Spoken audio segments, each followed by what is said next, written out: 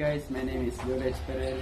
And my name is Justin Paling. Today we're going to share with you some of uncommon words used in Filipino together with their definition and example. The words are the duyog, labaha, kansansilyo, batlag, kalupi, and pulot-gata. Number 1. Duyog. In English translation, it is eclipse. The definition of the word is an occasion when the sun looks like it's completely or partially covered with a dark circle because the moon is between the sun and the earth.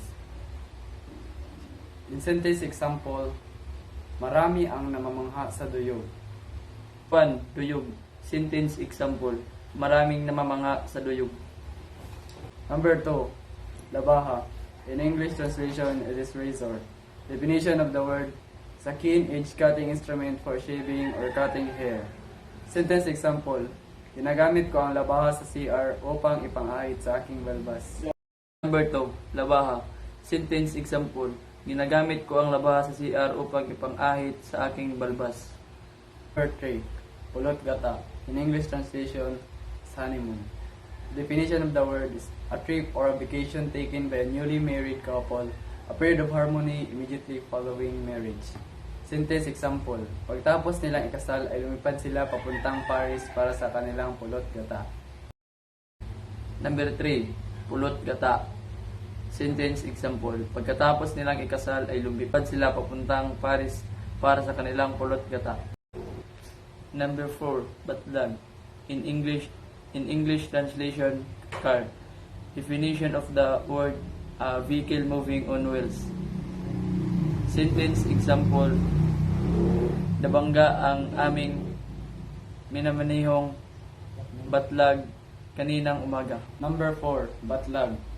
Sentence example, nabangga ang aming minamanihong batlag kaninang umaga. Number 5. Canzoncillo.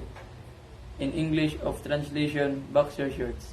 Definition of the words, means underwear shorts characterized by loose fit. Sentence example, ginagamit ko ang bagong biniling canzoncillo ng... Number 5. Canzoncillo. Sentence example, ginagamit ko ang bagong biniling canzoncillo ng aking magulang.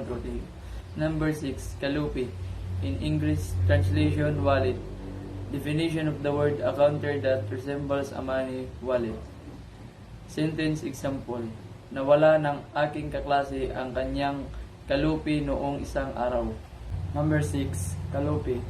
Sentence example, nawala ng aking kaklase ang kanyang kalupi noong isang araw. So those are the uncommon words that we found and also unfamiliar with us. Hope you learned something from us and may you use these words in your future conversation. That's all. Thank you. Thank you. Leave a comment below.